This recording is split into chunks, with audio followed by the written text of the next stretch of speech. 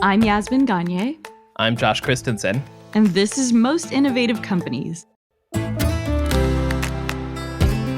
On today's episode, Fast Company Senior Staff Editor Jeff Beer. Best line from an ad I've heard in a long time. Patrick Stewart, with his gravitas and his accent, just says, throw the child. Senior writer Liz Seagren. There are also lots of people who are so committed to Stanley that they're sort of like fighting back and saying like, I don't care if there's lead in this. And as always, keeping tabs. But then you have a brand like Joe Rogan, who most regular advertisers don't want to touch with a 10-foot pole. But first, here's the download.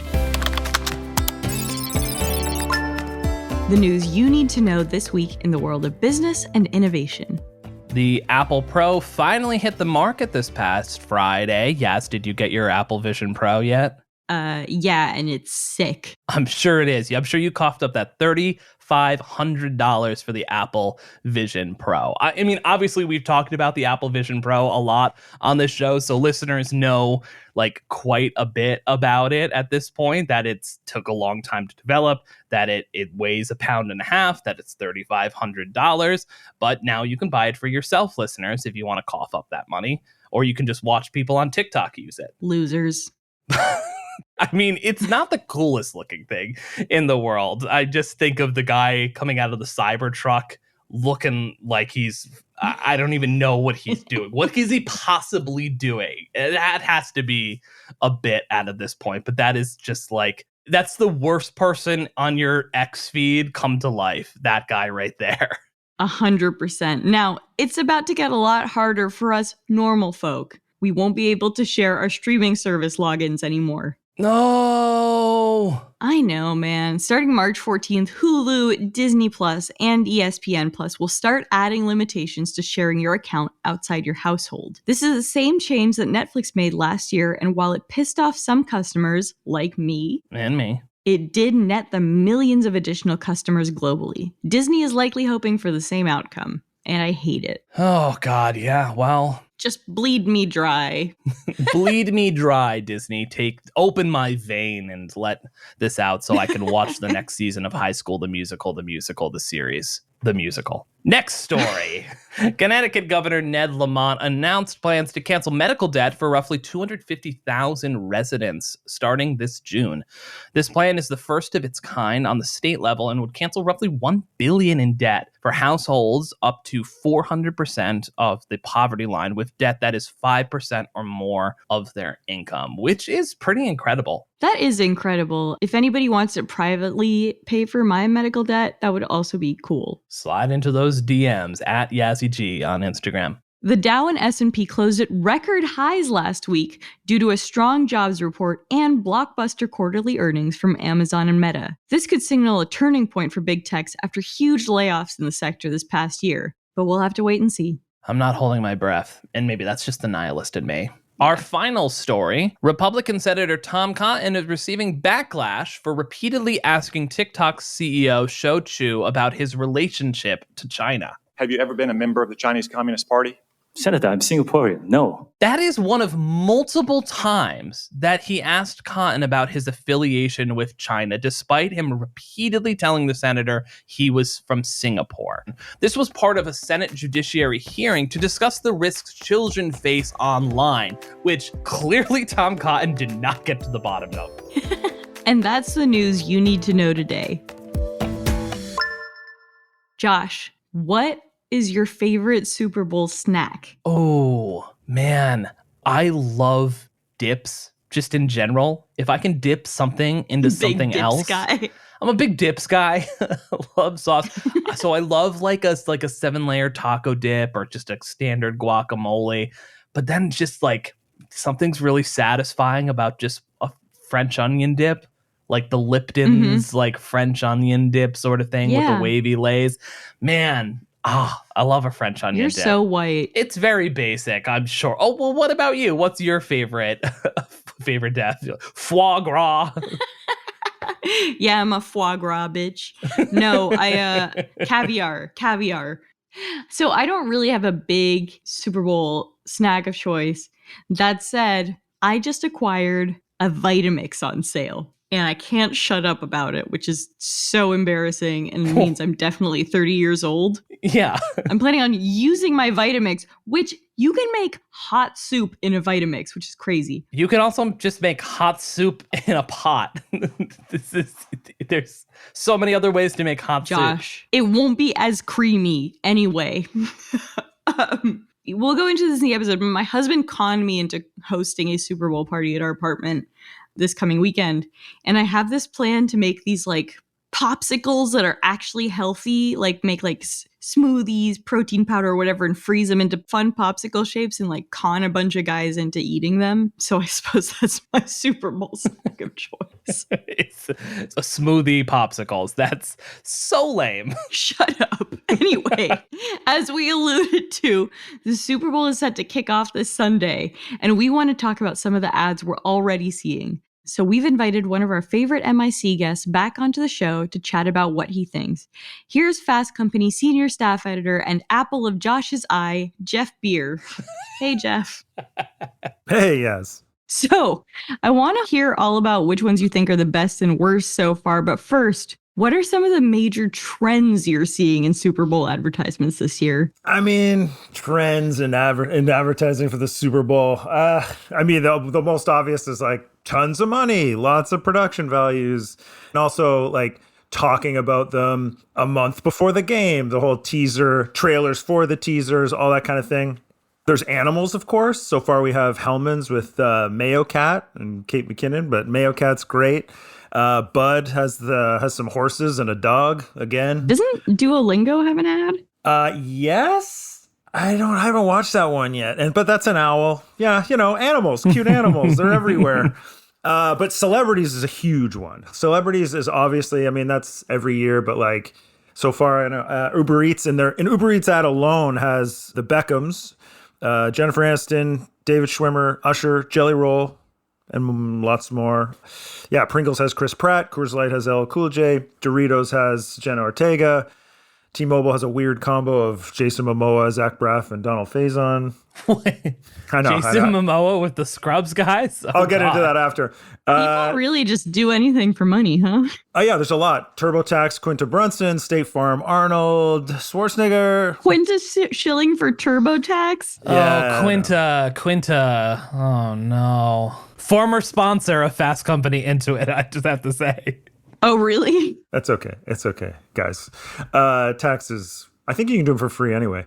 Gen Z, I mean, Addison Rae was in a teaser for Nerds Candy, which has an ad for the first time ever. Ice Spice is shilling for PepsiCo's Starry soda. Pepsi's like an iconic Super Bowl one. Yes, they had this halftime show for many, many years. And have had some of the best and notably worst ads in the history of the Super Bowl. Agreed. And this year, in terms of like the business of Super Bowl ads, another sort of trend is there's a lot of candy, kind of like there's more candy than usual, I guess. M&M's, Lindt chocolate's there for the first time. Nerds is there for the first time. Drumstick, Reese's, and Oreo are How among does them. Nerds have enough money to compete with these guys? How can it possibly be worth it for nerds to spend that money? Clearly, you guys This is didn't for grow people up like me. pouring those down your throat. Oh, yeah. Oh, I know. I love a nerd. I love nerds. I don't need to be sold nerds. This is Nerds like, is for the we former need to be sold RAs air? of the world. I wake up, rise and grind in nerds. That's my day. Rise, grind, and nerds. that sounds like a t-shirt, Josh. That does. I'm going to make that new merch for the show. Absolutely. And then there's also less car ads, specifically North American car ads. There's no Ford or General Motors this year. Really? So I thought Ford had something to do with Detroit. They had like a... That was for the playoffs. That was when Detroit, the Lions went out and they had a kind of an amazing tribute ad to Detroit and the Lions. Everyone should check that out. It's actually really good. But as far as I know, in terms of ad bookings, they're not in the Super Bowl. Yeah. No Lions, no Ford. Here's the thing. I played myself in the biggest way yesterday, which was I thought my husband was a little bit upset at me, and he took advantage of that moment to convince me to host a Super Bowl party at our apartment. I mean, He's quick on his feet. I know. There's a reason I married him. Yeah. But he's always outwitting me. Anyway, The thing I'm asking you is, during the ad break and during the game, you need to give me one sentence I can say to sound like I really know my shit. I'll just like say it on cue. Like about the ads, like, hey, little known fact here, like that kind of thing. Oh, that's a good one, man. Let me think here. Oh, I know. Okay. So Mayo Cat, Hellman's, Mayo Cat. I would point anyone to go check out, be like, you know what? This is kind of a ripoff of Super Troopers, the meow scene in Super Troopers, which is an amazingly funny movie. But you have to go watch the scene before you say this at a party. Watch the whole movie, by the way. It's great. The play between Mayo and Meow reminded me immediately of this amazing scene where the two cops challenge each other to say meow 10 times while pulling over a driver. And the driver is actually Jim Gaffigan, played by Jim Gaffigan in the movie. But I would point people to that. Wow, this is a straight ripoff of Super Trooper. Yes, that's a deep cut, I realize. But and please make sure you say Super Trooper and not Super Troopers. No. The pluralized version, because saying Super Trooper would just make it so delicious. This is just a ripoff of Super Trooper. Someone's like, not the movie. That's not it. No, that's not the one. Still not it. Mayo Cat is like barely on screen, and I'm like, wow, this is a ripoff. Meow, everybody. Right, meow. I'll be ready. Are you ready. saying meow?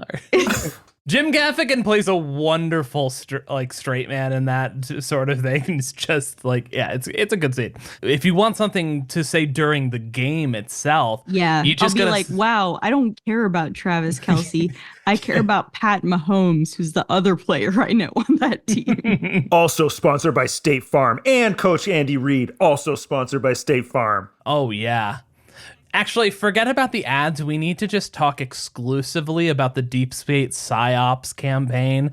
That's Litsky brought up last episode. That's really caught fire since we talked to him. That blew up after we talked to him. I notice it everywhere now. I know, it's everywhere. That meeting in the Pentagon, you mean? The meeting in the Pentagon? Is and what has about? 5 sides? The Pentagon. Did anyone For see our listeners who didn't make it to the end of the last episode, we're obviously talking about the fact that the NFL is all staged by the U.S. government. I do have to say, just as executive producer of this program, that this does not represent the views of Fast Company or any of its subsidiaries. It represents, nor is it technically a fact. Nor is it a fact in any way.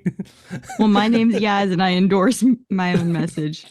I actually wanted to talk to you about the FanDuel ad, FanDuel Kick of Destiny. Tell me what the deal is with that, because it seems like it's kind of a sequel to an ad last year. Yes, it is not kind of a sequel. It is exactly a sequel. I mean, I wrote about this as an idea. That's what I'm going to bring up at my Super Bowl party. I wrote about this as an idea. I think as an idea, this is perfect. And I'll tell you why. What it is last year, FanDuel and Wieden Kennedy, their agency, decided to do, because FanDuel is obviously sports betting and that kind of thing, they wanted to show the kind of fun you can have within a game, the game within the game, which is betting on little things here and there, little outcomes. So their ad itself took that to heart, and they got Rob Gronkowski, who was not a kicker, retired NFL legend, to challenge himself to kick a field goal live. They did a live broadcast ad during the Super Bowl, and he would kick a field goal. And if he got it, the people who signed up for FanDuel had a chance to share $10 million in like prizes and money and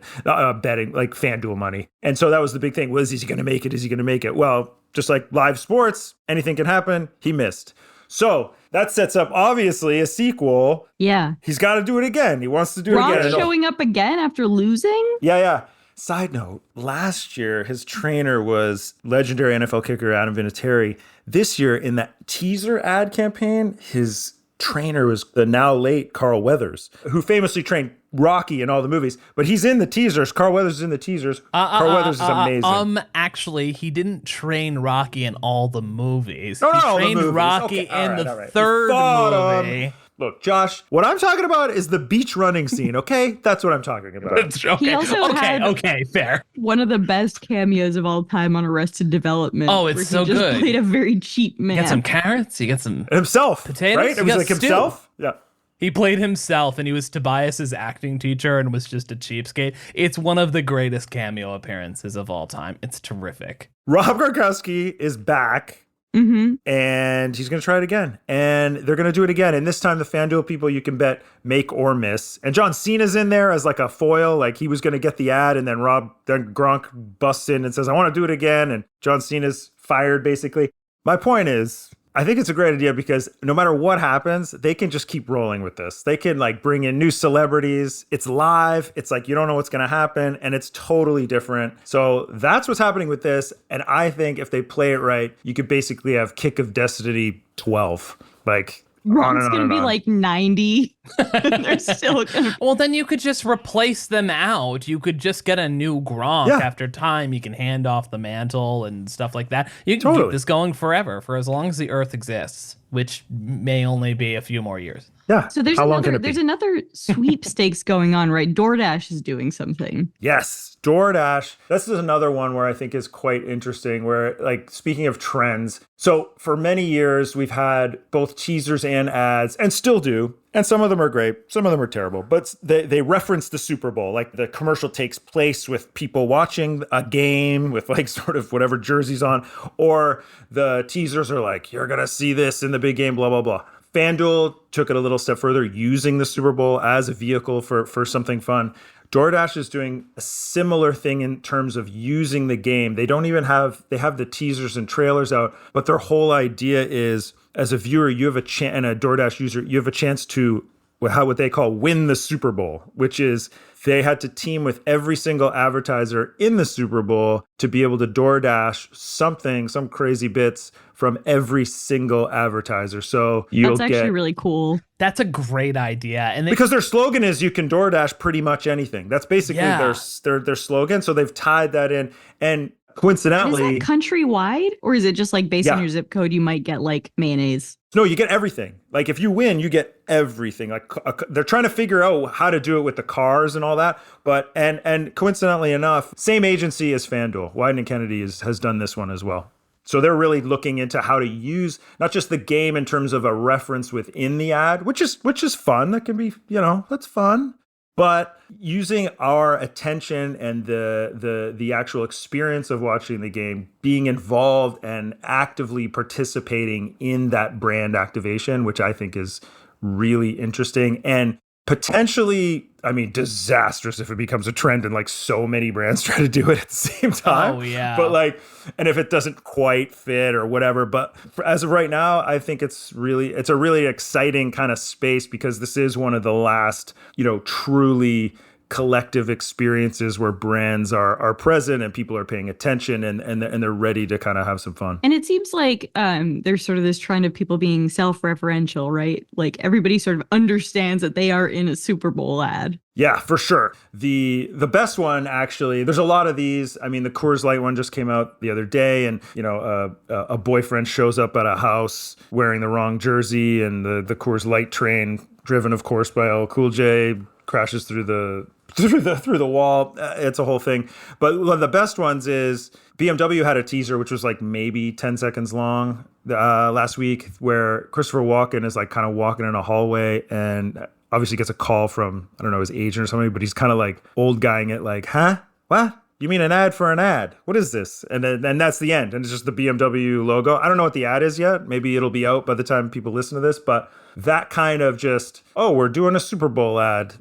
Just get ready for it. Like they're kind of tying into the cultural moment, really hyping it up as a cultural moment within the advertising itself, which I get it. It's cool. I think it's interesting if it's done right. Yeah, BMW is definitely one example that did it right. Tell me about the sort of the Miller Lite ad, because from what I understand, it kind of turns people into ads for the company. Yeah, that's a funny one too, because this is like one part about using the game in the cultural moment. I don't think you can say Super Bowl technically if you're not an actual advertiser. I don't know who the lawyers on that are, but anyway, they got to say big game. But there's a lot of brands that are using just the media moment around the Super Bowl, and Miller Lite is one of them in this case because they don't have an official ad during the Super Bowl, but they rolled out this. It's not really a teaser because they don't have an official ad, but they rolled out an ad when all the teasers are coming out and people are kind of paying attention to this stuff. They rolled out an ad with Rob Riggle running with a whole bunch of people wearing Miller Lite t-shirts. And essentially the brand, from what I understand, the brand is giving out t-shirts to people who want to wear them to Super Bowl parties or out on the street or to bars or wherever. And there's QR codes on the t-shirts. So they're technically making people their Super Bowl ads. So if you're at a bar or at a Super Bowl party or whatever, and someone's wearing one of these shirts, you scan it and you get free beer money. I mean, free beer money that's is not a bad deal. I was going to say, what do they get from scanning it? Yeah, like, why would you wear that shirt? Okay, that makes sense. Not just high fives, free beer. I mean, that's all they really need to say. Let's talk about the bad ones. Take us through the ones that you think have been total bust so far. Okay, well, my worst ads, my only caveat is I don't really go and actually say what the worst ads are. Those are kind of obvious when you see them. I'll just shout one out, which is Skechers, just awful. But anyway, the ones I focus on is like the most disappointing. Like when I think of worst, I think of like what is like a huge brand with a lot of brand equity of like where we expect, God, like a nice big ad. And I was really disappointed with Budweiser's, frankly. I was thinking about this because I was writing about it, but I was forced to think about it. I was thinking about it like why it has the horses. It's got a great soundtrack, The Wait by the band. It's got a dog. I mean, it's got all these elements. It's got a dog. Right? It's got the band. But like a lot of similar elements of their past, like very successful ads, right? But all those successful ads in the past when it had to do with the horses, there's one with a donkey, which is great from years ago, and a lost puppy. All of those ones that focused on the animals, but also had the Clydesdales and all that. They also had humans in them. But the focus of the story was the animals, whoever the star animal was, their journey. And in this spot, I think for me, what doesn't work is it's from the human's perspective, and the animals are just kind of like, it feels a very paint by numbers, like, oh, we got this, check. We got this, check. Everyone's going to get super emotional watching this, and it just I know work. it's going to work on me, but I still don't like it. I don't think so. You're not going to sympathize with the delivery driver. I just don't think you are. I don't know, man. I'll cry at pretty much anything. Don't tell me what I can sympathize with. They also, so there was one with Ted Lasso. I hate Ted Lasso, sorry. And I love Brett Goldstein. Such a hard take. I would date him, but I find Ted Lasso just like so dire. Okay. But Ted Lasso's in it with Lionel Messi, and you're telling me it's bad. No. Yes and no. Jason Sudeikis, star of Ted Lasso, is in this ad. You've got a giant beer brand, Michelob Ultra. Mm-hmm. You got the greatest soccer player on earth, Lionel Messi. You got Jason Sudeikis, who played arguably, Yaz's opinion notwithstanding, one of the most popular shows of the last few years. One of the most popular shows, objectively. You're also just wrong. You're just wrong. That's wrong true. At this. He's in the ad. The show has ended. We're not getting any more Ted Lasso. Celebrate, Has it officially ended? Mm-hmm. Yes. So why don't you tap into that? It's important to point out that Messi is like famously just an amazing soccer player, the most boring advertising presence in the entire universe. He looks like a guy you'd just like meet at a bar. Yeah. Which has always which is fine, which is great. About him. You know what? Totally fine. I don't expect amazing athletes to be great at everything and be amazing actors or whatever. So this is why my disappointment comes. It's like you've got he says yes, he's in your ad. Oh my God, amazing. You've got a comedic genius in Jason Sudeikis right there. The characters in Ted Lasso, even if they weren't playing their characters, like Josh, since you do like the show, Coach Beard standing at the bar with Jason Sudeikis, and they could be having a conversation around Messi, and it could be hilarious. Nothing. It's just this very like Mentos ad style. Oh, Messi, the beer tap broke. Oh, what are they going to do while they change the keg? Messi dribbles through a whole beach full of soccer players and then scores as soon as they're like, hey, your beer's ready. Like, that's lame. It's the Mentos commercial of beer ads. That's what I'll say.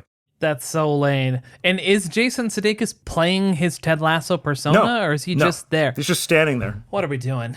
What are we doing? What are we doing here? I was just thinking of not trends. This isn't really a trend because you need more than two, maybe. But the trailer for the Nerds ad with Addison Rae, it's like a flash dance. No, not Flash Mob. The movie Flashdance with literally nerds come down in the dance moment. Josh, I never thought of it. That's exactly what's going to happen. I bet.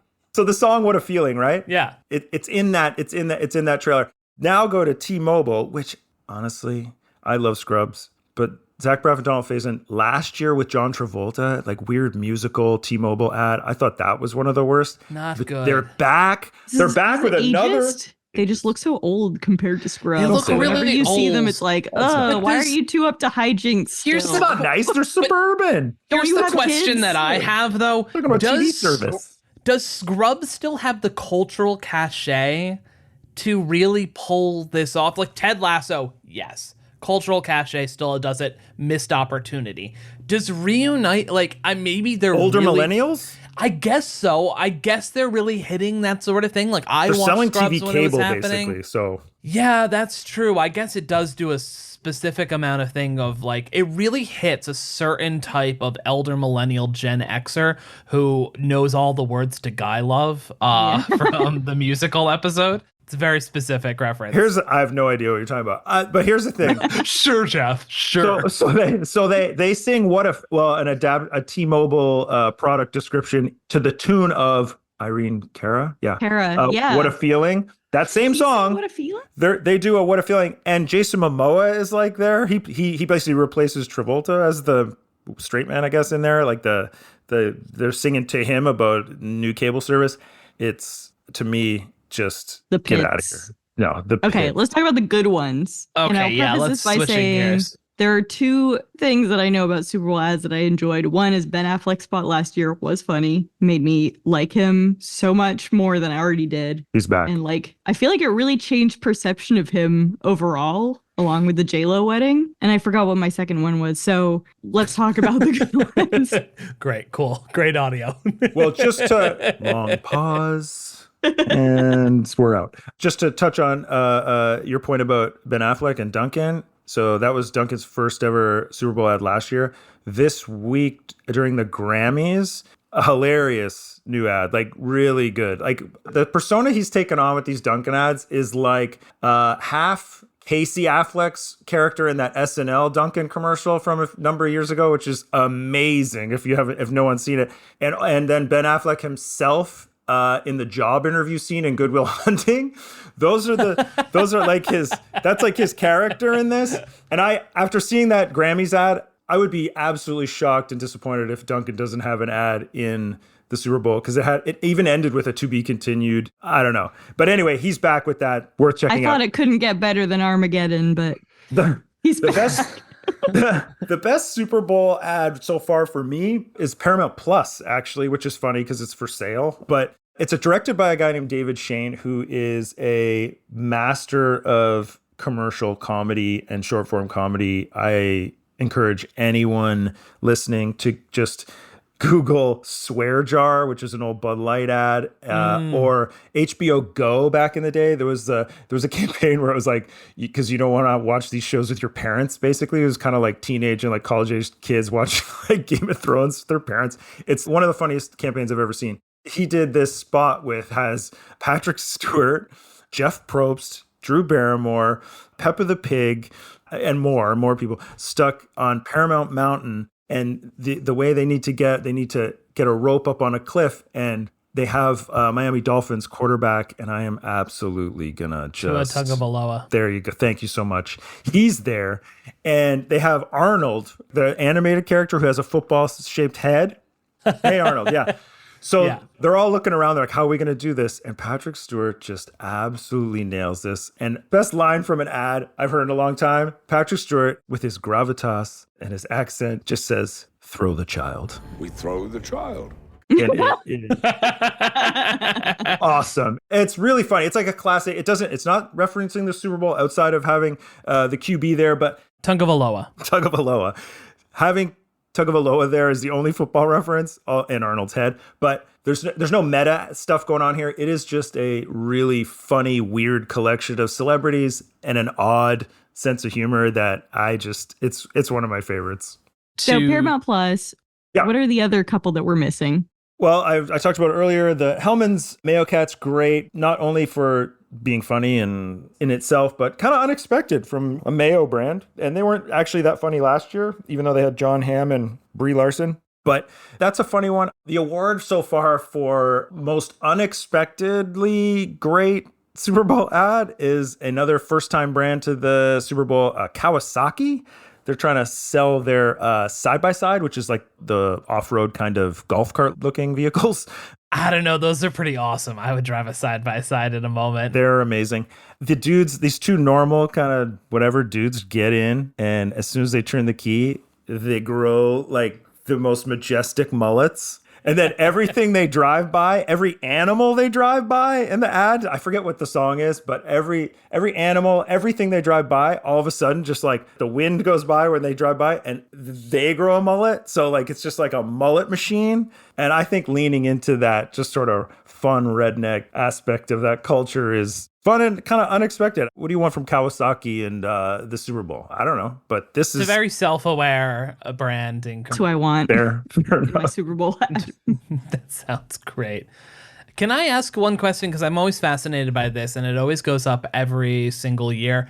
How much does an ad cost this year? 7 million, about 7 million for a 30-second ad, according to Ad Age. Yeah. That's almost as much money as Argyle made this past weekend when it came out. Boom! Burn! We're going to take a quick break, followed by my interview with Fast Company senior staff writer Liz Segrant about those Stanley Cups that are everywhere.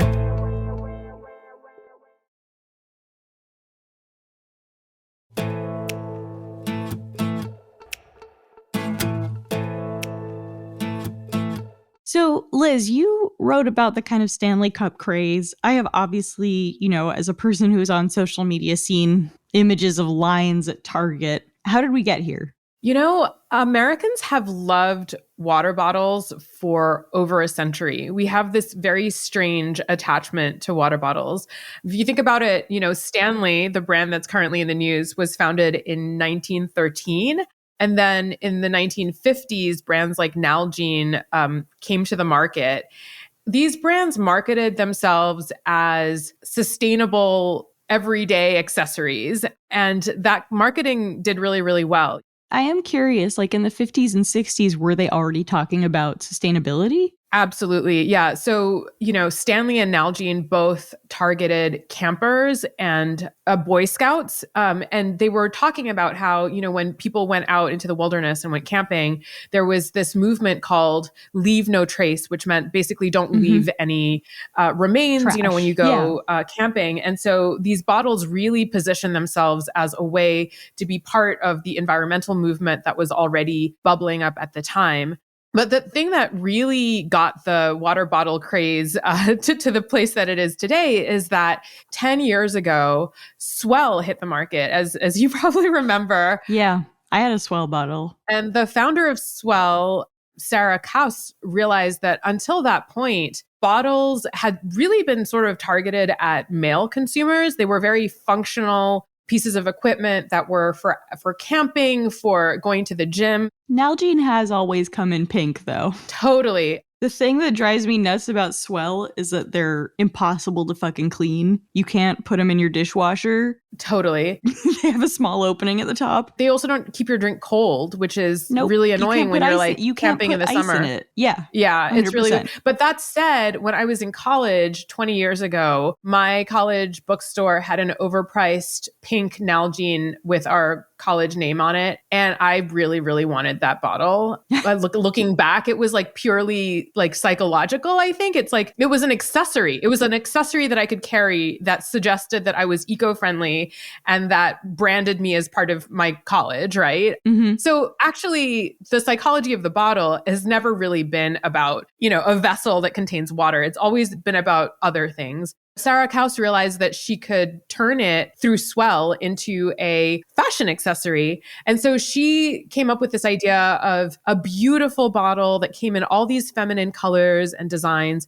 And she pitched it to women's magazines like Vogue and like, Oprah's magazine. Mm-hmm. And that's when it became very clear that women should be the target market for water bottles. Her brand exploded. In 6 years, she was making $100 million in revenue, and it kept growing after that.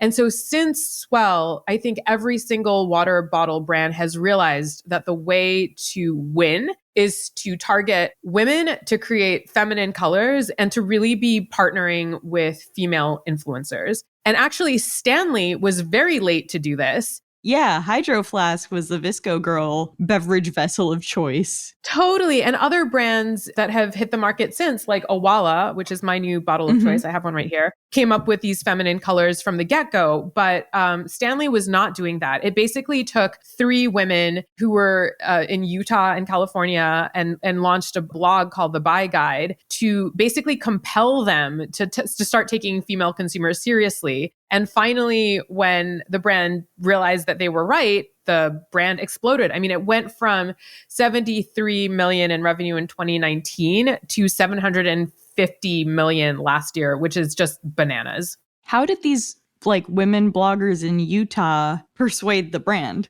It was fascinating. They really liked the product, and they communicated that to their readers who loved it. And so they, over time, asked to reach out to executives at Stanley, mainly so that they could, do a deal where they could get, a certain amount of inventory that then they could sell. But they were really trying to convince them that they needed to market to women. And it really sort of fell on deaf ears until Terrence Riley became the CEO 3 years ago. And he, if you recall, was the marketing genius behind Crocs. And so when Terrence Riley came on board, he was like, wait a second, why are we not doing exactly what you're saying? Why are we not reaching out to female influencers? And so basically, as soon as he came on board and realized that these women had been trying to make this argument, he immediately said, yes, you're right. And that's when things really started taking off.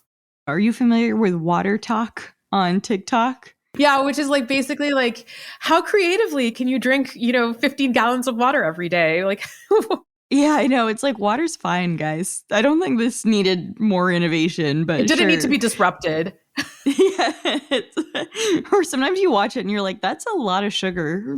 Like it's like soda at that point. Yeah, right? just drink a soda. But the thing that I have discovered through Water Talk is that Stanley has a lot of, let's say, Jibbit-like accessories to go with it, right? Oh, I didn't know that. So yeah, so like Stanley now has like these trays that you can add on to your cup to put snacks inside of it, so you can kind of turn it into like, your beverage and snack moment all in one. Actually, that's kind of brilliant. Like I would maybe buy that. Yeah, no, 100%. I mean, to me, it felt like not enough room for snacks. I was like, the beverage to snack proportion is off, but that's partly because the tumbler is so enormous, right? Like it's that's what I mean. But I do think the company has pursued an interesting strategy of not only acquiring new customers, but like building a lifestyle around it, if that makes sense. Yeah. And also doing what Crocs did, which is to drop new colors and new designs on the regular. And, consumers have been like way into this. There are all these women, Water Talk ladies, let's call them, who have every single color. And there's like, so dozens of them. It's like Beanie Babies, but it's a beverage thing. Well, and my argument in my story is that over the last decade, we've learned about how terrible the fashion industry is and how polluting it is. And there's so much stuff on social media about how fast fashion is so bad. These bottles, on the other hand, have been marketed as eco-friendly. And since, the swell phenomenon, they've also been marketed as a fashion accessory. So I think that in some way, it's been a way for people to get that dopamine hit of, a new product without getting the overwhelming guilt of being responsible for killing the planet. So I think that that's been part of it, when it's obvious that you're buying something. 3 bottles that's preventing you from consuming a lot of single-use plastic, that's a great thing. If you have 30 bottles, I mean, you're like actively contributing to the problem, right? Because it takes so many more resources to make a really fancy stainless steel bottle than it does to make a single-use plastic bottle. So it's not an eco-friendly thing to be doing. Right. I suppose, although you could say, like, I guess if you bought 30 bottles, got bored of collecting Stanleys and used them for 30 years, you'd probably be okay. You know what I mean? It's like a sort of like value over time situation. Maybe. But yes, I see what you mean. I mean, it's not like a novel point to say like consumption is bad. It's like shopping at the Reformation when they're like, these jeans actually saved 3 liters of water. And you're like, literally how? I'm still buying a pair of jeans. But the other thing is that you are probably going to get bored of your Stanley Cup. But the thing is that there are all these other brands that are waiting in the wings, waiting to become the next Stanley. And so what you're going to do is you're going to get bored of your Stanley, and then you're going to go buy an Owala or one of 50 new brands that are on the market. This week, there was some news regarding Stanley and the fact that those bottles may or do contain lead. Yeah. Tell me about that. I mean, it's like social media giveth and social media taketh away, right? I mean, there's a mom on social media who is constantly looking at lead in all her different products. Her son got lead poisoning as a baby, and it had very serious brain damage from that. And it's true, lead in large quantities can cause a lot of serious damage in children and in adults. So this was, her quest. And so when she looked at Stanley, the home test that she was doing revealed that there was lead in these cups. And so she, started this movement on social media.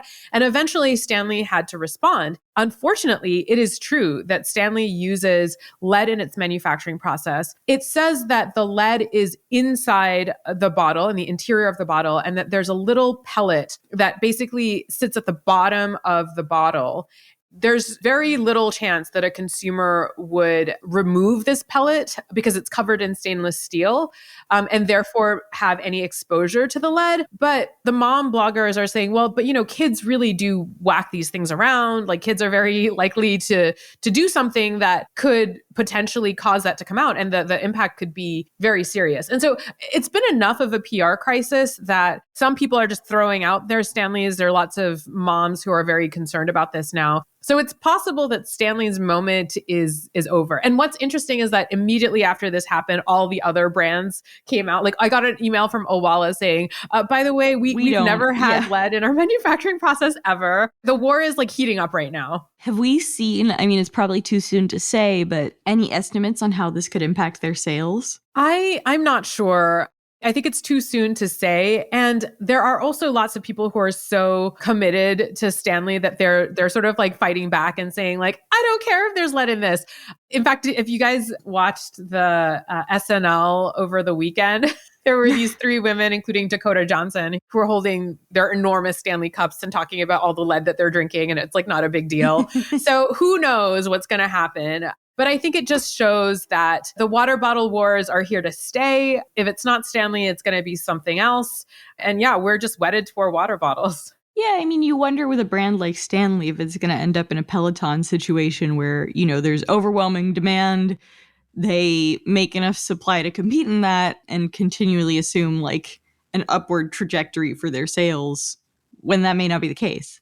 And then what happens to all the consumers that they had been targeting for a century before, right? The construction workers, the outdoorsmen, are they no longer attracted to Stanley because now all their bottles come in pink and are associated with an SNL skit?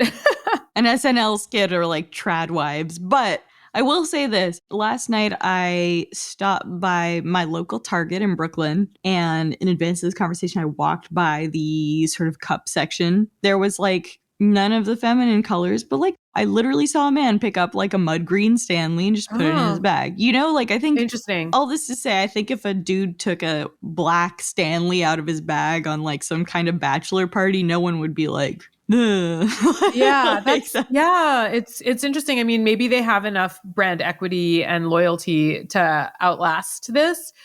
Yeah, we'll have to wait and see what happens. I mean, growing tenfold in 4 years is a lot for a company. And so it'll be really interesting to see what happens, because at some point, like regardless of the lead scandal, brands' viral moments will eventually come to an end. Favor, yeah. Right. And so I think the other lesson here for companies is like, what do you do when you have a moment of such incredible growth, right? How do you maintain it? How do you keep things going? And I think that's like an unsolved question. I don't know how Stanley maintains its dominance after this.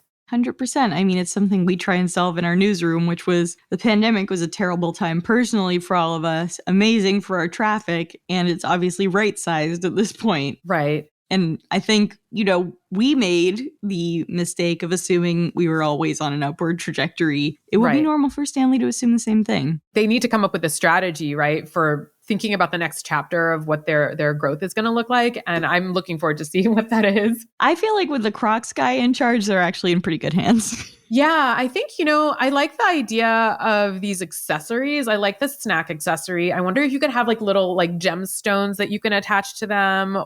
Or like even like little charms. You know how like kids now have charms all over their Crocs? Like I want a No, charm they for my have that. bottle. There are, this is not a joke. There are backpacks for the water bottles. Oh, so you buy a backpack that can fit your enormous Stanley water bottle. That's smart. Like that because It's like the bottle wears a backpack and maybe it has like your credit card in it. oh, or the something. bottle is so big that it itself wears That's the correct. backpack. Okay. I was not expecting that, but yeah, I see the utility. Well, I think this is a good place to end it. I'll be sending you a good housekeeping article about Stanley Cup accessories shortly. I don't actually own a Stanley Cup, so I might need to get one so that I can get the accessories. Thanks so much, Liz. Thanks. Bye.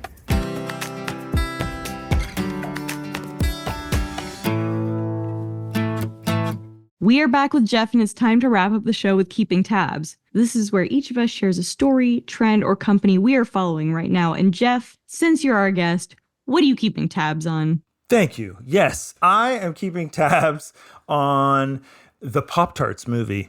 Have you heard of this? Have you seen of this? It's like oh yeah, Jerry Seinfeld is involved. Yes, Jerry Seinfeld. He's been talking about Pop-Tarts for years on late night show appearances, and I think also in his stand-up. But so he has written and directed a movie called Unfrosted, the Pop-Tarts story. I don't like that title. And hold on, Josh, just hold on.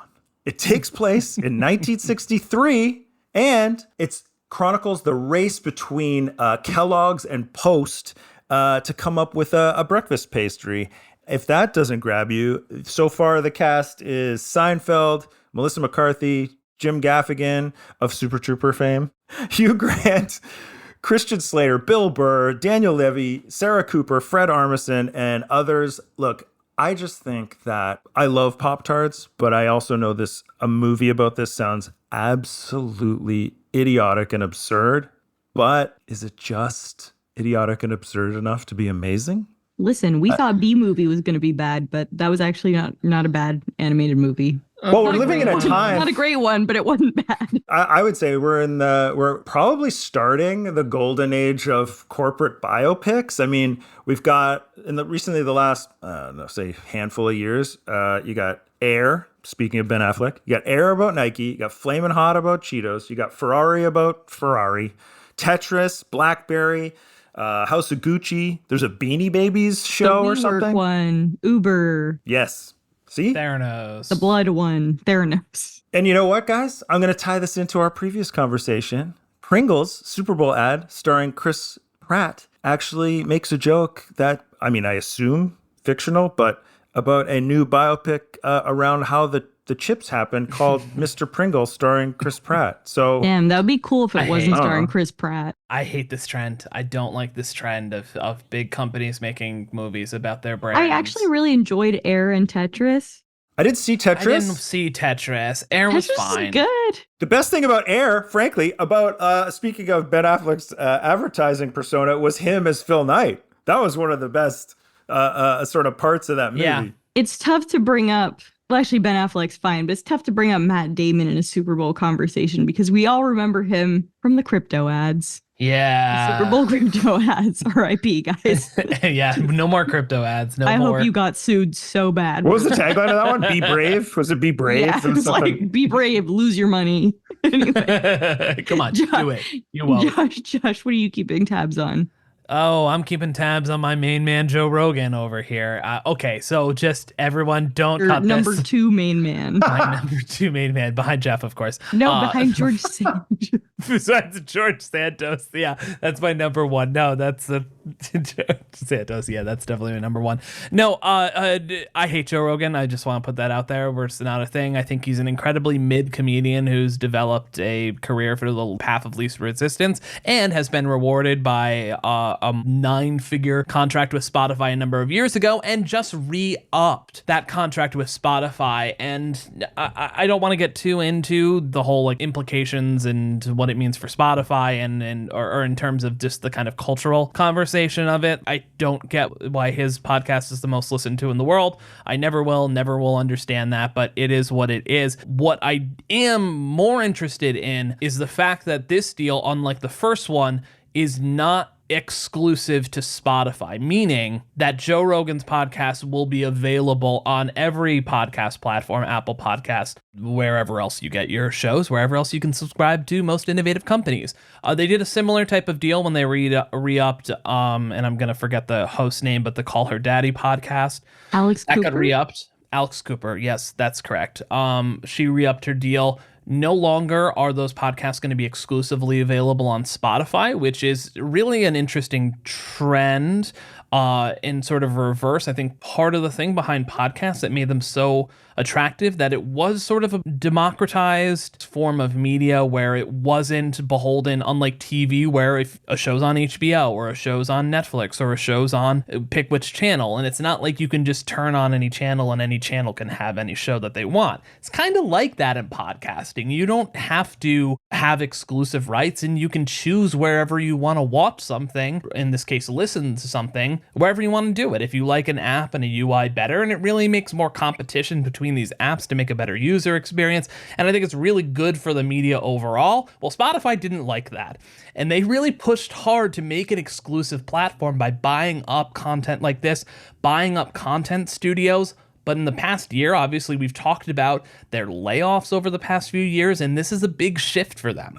Well, it's like, where's the value, right? Like, where are they getting? Obviously, they had that previous deal with him that was exclusive. They have a very sliding scale of exclusivity with like pods like Armchair Expert. Last podcast on the left was there. Armchair Expert was in there. Smart List, which is now going to be available everywhere as well. Like, where are they getting their value? Like, I know Armchair Expert has certain episodes are just on Spotify, but like the main ones, the main big interviews are everywhere. Like, what is... They must have figured something out in a way that, because they don't, I mean, did they? No one hands out $250 million for, and then says... Sure. I think they're making a bet in the long-term growth of the podcast market overall. I think that, well, the short-term answer is subscribers, driving subscribers to Spotify Premium. You get early access to these podcasts or exclusive access. The early, Yeah. To listen to Armchair Expert. Yeah, that's pretty sad. That is so dark. But that's what I think they're discovering is not really driving as much, because I think ultimately, obviously, by making these shows less exclusive or using like a freemium model, maybe you drive some of theirs, but really the money in podcasting is still with digital advertising, and it really hasn't come to the fruition in terms of the digital advertising market that it will eventually. Listenership is growing. They're trying to get a piece of that market and lock down what is like one of the highest growth markets in digital advertising right now, but the market cap's still only about $2 billion a year in podcasting. That's not a ton. It's going up a lot and a lot and a lot, and it'll continue to do that. So I guess they were buying in on that. But then you have a brand like Joe Rogan, who most regular advertisers don't want to touch with a 10-foot pole. I don't know how this is paying for itself with Joe Rogan, considering that market cap. Obviously, he sells his growth supplement sort of things. I don't know how much he does with live shows and what their piece of that is, or merchandising and what their piece of that is. Clearly, they've made a bet and they think it's paying off for them. But honestly, all the indicators that I've seen from Spotify in the past year doesn't seem like it is. We have said this several times on the podcast, so it may sound a little desperate at this point, but if you did want to acquire us for several millions of dollars, Spotify, we are open to conversations. That being said, we will be exclusive to Spotify for $250 million. For less, I would take, if you gave me $1 million, I'd be exclusive to you. I'd do a little virtually bit more anything for $1 million. 10 grand. Give me 10 grand. Give me 10 grand. 500, Honestly, $500. $4,500. Got a free subscription. Throw in a free subscription. You got a deal. $4,500 and some nerds, and then we're good to go. Anyways, on that callback, Yaz, what's your keeping tabs? So I watched part of the Grammys last night, and I gotta say, usually I don't really care about the Grammys because they make no sense to me. Miley Cyrus's veneers are like really upsetting. Veneers in general are just, we've I talked don't know about what's this on the happening. We've talked podcast. about this on the But podcast. she has horse mouth going on. Those veneers are humongous. Yeah. What about her whole Tina Turner vibe though last night? That was cool. Yeah. I was into the fit. I like yeah. the Bob Mackie gowns. I really enjoyed. The but hair? I will say, The Thunderdome hair? the Thunderdome hair was cool. Honestly, no one will ever do it better than Bob Mackie. My wedding dress with Bob Mackie. Was it really? That's incredible. Mhm. Wow. I got it for $300 at an estate sale. That's So it was awesome. a That dead makes it person. cooler. It was a dead person. okay. We didn't need to go there. Anyways, makes it cooler. back to the Grammys. Super normal. No, it was just nice to see Tracy Chapman on stage. That was awesome. It's like I just forgot how amazing that song is and how talented she is, and it was just a really cool surprise. Now, it was weird to see Stevie Wonder sing "The Best Is Yet to Come" during an in memoriam segment. That was confusing. Oh no. And it's crazy how Taylor Swift, and I say this as somebody who actually likes Taylor, manages to make even the most haute couture gown look like a prom dress on any red carpet. But excited for her new album. Swifties, don't come for me. Yeah, this is gonna. I'm scared for us now, honestly. We're I'm not going to let my 9-year-old daughter listen to this. She's going to get mad at you. Is she excited for the Super Bowl now? My daughter? Oh, yeah. She's interested. She was watching the playoff game with me to see if she, well, I mean, I say watch. I mean, sit next to me and look at the iPad. But like she's definitely interested. It definitely is an element. But she definitely watched the recorded Grammys this morning and definitely came and made sure to tell me that there was a new album coming. So I imagine that she will be watching the Super Bowl to catch a glimpse of cheerleading Taylor in the. We got to do a suite. speed round real quick. Who's going to win the Super Bowl? Josh. I'm going Chiefs. God. Well, I mean, look, if we go by the secret meetings in the Pentagon, it's got to be scripted. Chiefs, right? Yeah, Which I am going by. That's what I was going to end on. We know. We know. Brought to you by State Farm, everybody. Brought to you by State Farm. Right. And that's it for Most Innovative Companies. Jeff, thank you for joining us. Thank you.